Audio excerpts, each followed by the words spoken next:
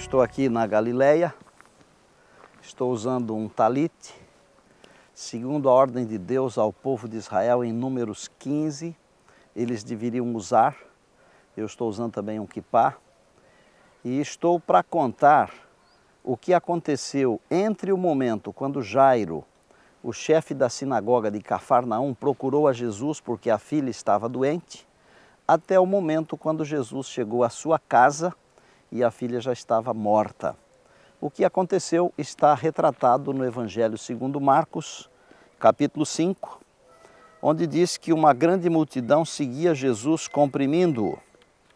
Aconteceu que certa mulher, que havia 12 anos vinha sofrendo de uma hemorragia e muito padecera à mão de vários médicos, tendo despendido tudo quanto possuía, sem contudo nada aproveitar, antes pelo contrário indo a pior, ouviu falar da fama de Jesus e vindo por trás dele, por entre a multidão, tocou-lhe na veste, porque dizia: se eu apenas lhe tocar as vestes, ficarei curada.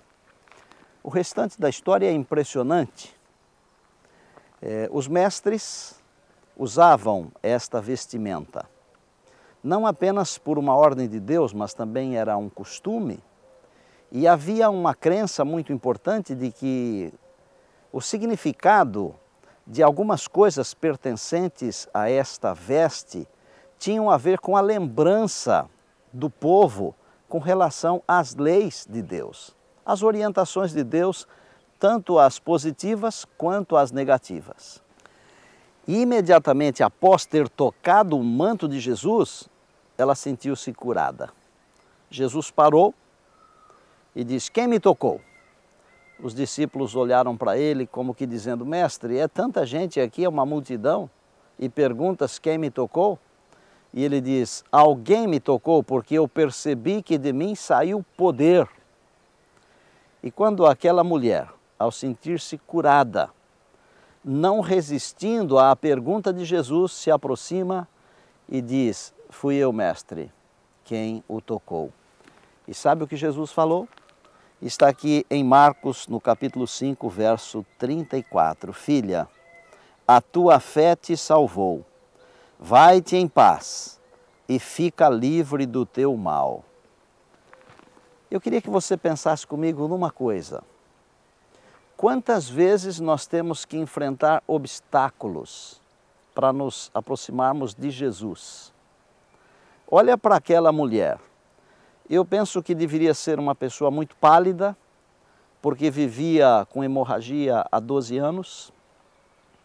Eu penso que deveria ser uma mulher frágil.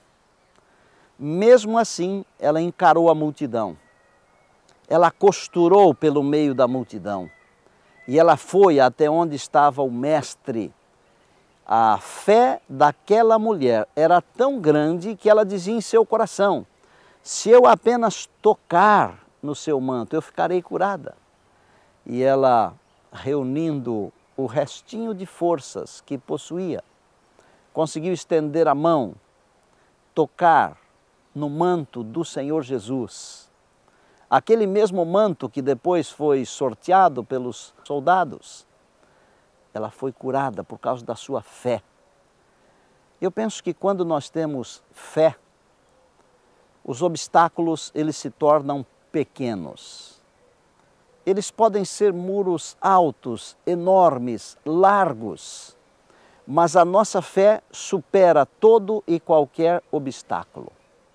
Quando nós olhamos, por exemplo, para Abraão, o Senhor nosso Deus disse para ele: oferece o teu filho a mim em holocausto. E Abraão foi, subiu o monte para oferecer o filho. E Deus bradou: não faças isto com o menino, porque agora eu sei que tu me amas, que tu tens fé em mim. Quando nós temos fé, os obstáculos eles são destruídos. E eu queria que você, ao ler de novo esta história da mulher que interrompeu a caminhada de Jesus para a cidade de Cafarnaum, onde depois ele ressuscitou a filha de Jairo, eu queria que você pensasse neste aspecto, no aspecto fé. Como está a sua fé? Você tem desenvolvido a sua fé? Ou a cada vez que chega um obstáculo, você se abate, cai e deita no chão e fica deprimido e fica acabado ou acabada? A fé, ela é tão importante que em Hebreus está escrito que sem fé é impossível agradar a Deus.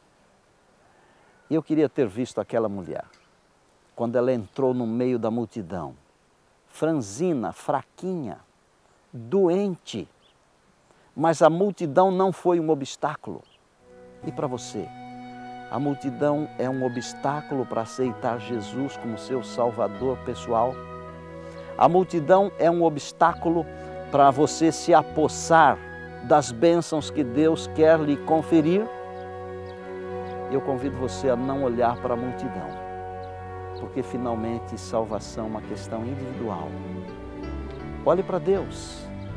E quando você olha para Deus, pode acontecer de você estar no meio de uma grande multidão, mas você vai se sentir sozinho diante do Rei do Universo.